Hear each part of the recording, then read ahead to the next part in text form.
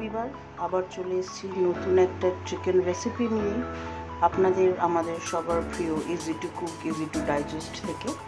আমি নিয়ে নিয়েছি আজকে চিকেনের জন্য চিকেন লেগ পিসগুলোকে আমি চিড়ে রেখেছি মাঝখান থেকে যাতে নুন টুনগুলো ঢোকে।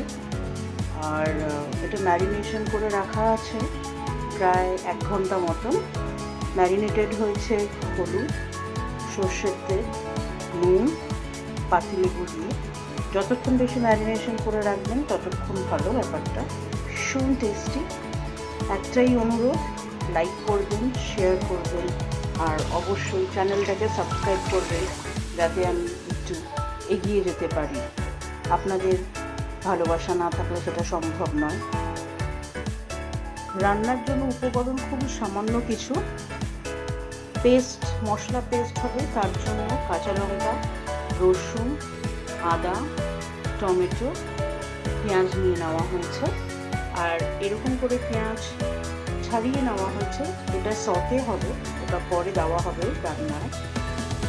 আর আমার স্পেশাল মশলা যেটা আমি তৈরি করি সেটা আছে। এর সাথে পড়বে একদম ঘরোয়া কিছু মশলা। পদ্ধতিটা দেখুন, ভালো লাগবে। চিকেনের প্রিপারেশন দেখুন, খুব easy to cook, easy to digest. এখন এই মশলাগুলো মানে পেঁয়াজ, আদা, রসুন এগুলো আমি পেস্ট করে নেব। গ্যাস চালিয়ে দিলাম, কড়াইতে সর্ষের তেল প্রায় 3 থেকে 4 চামচ। এখন চিকেনগুলো দিয়ে দেবো, ম্যারিনেশন করে রাখা চিকেনগুলো একটু হালকা ফ্রাই হবে।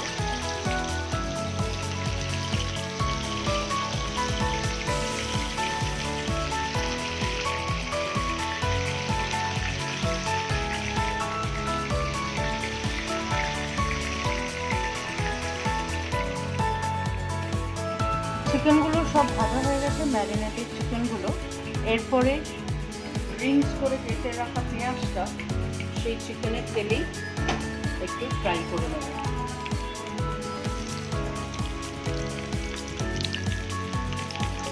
হালকা সতে হবে।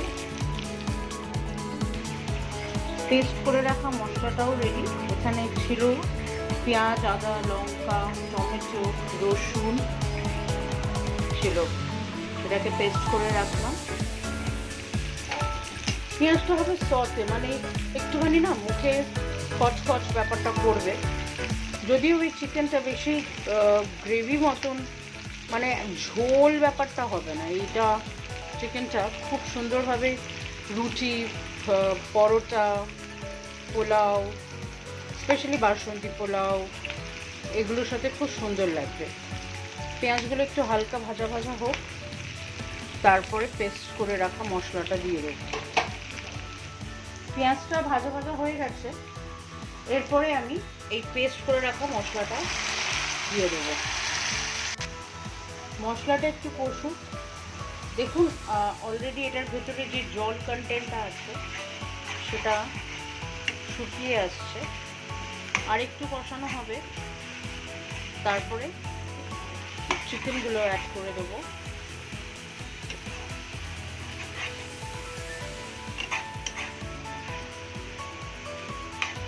সবার শেষে আমার স্পেশাল মশলাটা দেবো যেটা আমি বানিয়ে রেখেছি। ওই মশলাটা যদি নর্মালি চিকেন মাটন যখন করবেন দিলে না অদ্ভুত একটা খুব সুন্দর অ্যারোমা বেরোয়, খুব ভালো লাগবে।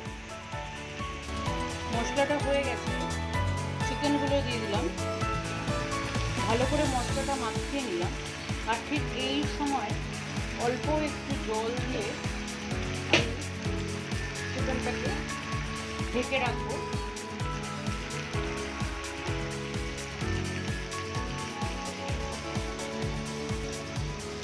জলটা দিয়ে দিলাম,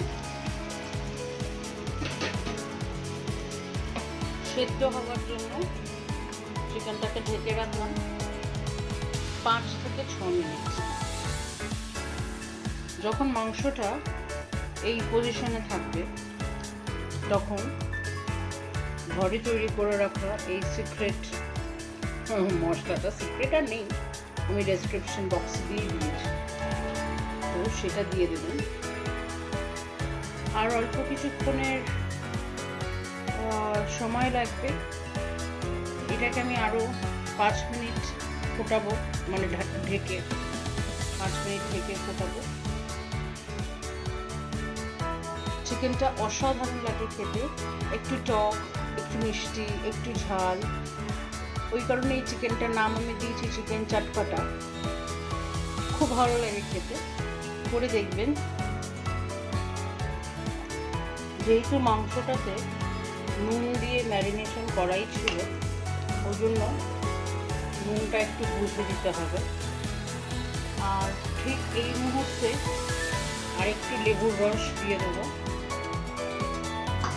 রান্নার শেষ মুহূর্তে একটু স্বাদ মতো নুন, অল্প একটু চিনি, আর একটু কালারের জন্য কোনো কালার ইউজ করিনি, কাশ্মীরি লঙ্কার মির্চটা দেবো। আমার রান্না শেষ, জাস্ট নামানোর আগে একটু গরম মশলা দেবো, ব্যাস পুরো ready chicken chatpata in a very easy and homely